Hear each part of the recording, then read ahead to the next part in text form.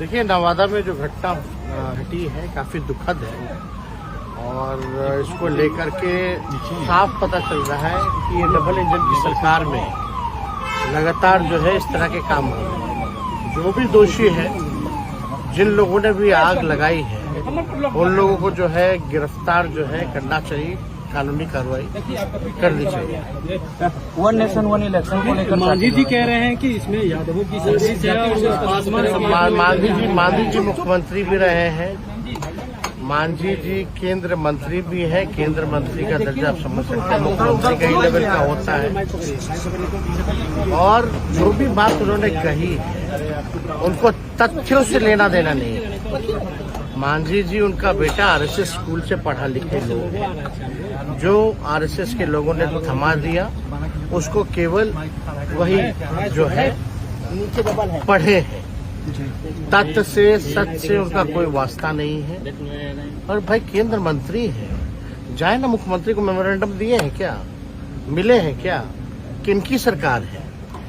दिल्ली से लेकर के बिहार तक तो उन्हीं की सरकार है। जिन लोगों ने आग लगाई, जाओ पकड़ो, जेल में डालो, क्या दिक्कत है? लेकिन बिना तथ्यों के, जानकारी के कुछ भी नहीं बोलना चाहिए। जंगल राज के युवराज अलबलाए हुए, बौखलाए हुए हैं। उनके दुखती नस पर किसी ने दबा दिया है। आप जो समझते हैं कि जो आप तांडव पिछले 30 सालों से बिहार में करवा रहे हैं, उस पर कोई कुछ बोलेगा नहीं, उस पर कोई अपनी बात कहेगा नहीं, तो आप भूल में हैं। माननीय तेजस्वी प्रसाद यादव जी जो ट्वीट खेलते हैं, जो बिहार की जनता को बेवकूफ़ बनाते हैं, जो आंकड़े आप दिखाते हैं, हमारा तो आपसे सवाल है, आप क्यों नहीं गए नवादा? आप क्यों नहीं जाते? जो आप अपराध के आंकड़े गिनवाते हैं, उसमें से कितने लोगों के यहाँ, जिनके यहाँ घटनाएं घटती हैं, कितने लोगों के यहाँ आपने मातम पुरसी किया है? और हमारे नेता श्री जीतन राम मांझी के बारे में सब जानता है। वो जो कहते हैं, खूंटा ठोक के कहते हैं, किसी से डरते वरते नहीं हैं।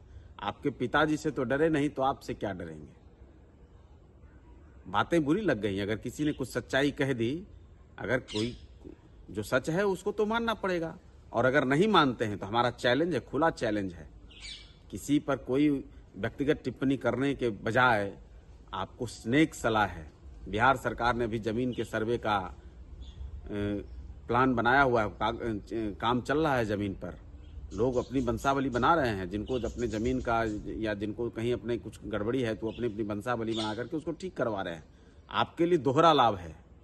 आप पर जो इस तरह की टिप्पणी बार बार हुआ करती है, आज कोई मांझी जी ने पहली बार ऐसी टिप्पणी नहीं की है।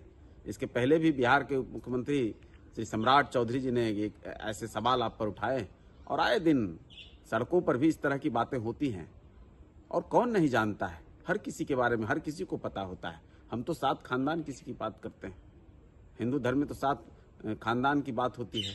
हम तो आपसे चैलेंज के साथ कह रहे हैं कि अपने पिताजी से बात करिए, क्योंकि आपको होश होगा नहीं। आप तो गांव में रहे नहीं, कभी गांव के लोगों से मिले नहीं, आपको तो अपने लोगों का कोई अता पता होगा नहीं।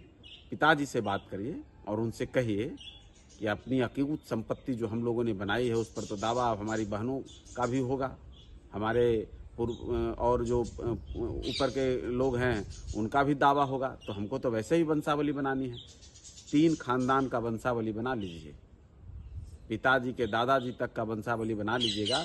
समझ में आ जाएगा कि मांझी जी ने जो कहा है वो टिप्पणी सही है, या आप असली यादव हैं, या लोगों या असली यादवों को दबा करके, उनके हक और हुकूक को मिटा करके, उन सबको धाराशाही करके नकली यादव असली यादव का मजा ले रहे हैं।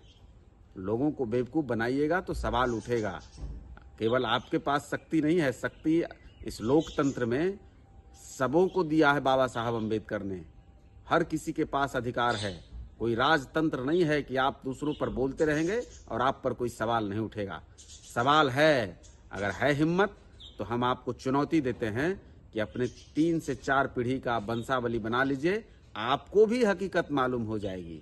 पिताजी तो आपके बड़े घोटालेबाज रहे हैं ना, चारा घोटाला, अलकतरा घोटाला, सारा घोटाला करते करते जाति घोटाला भी उन्होंने किया, और आप लोगों को भी उसका हमको लगता है पता नहीं होगा।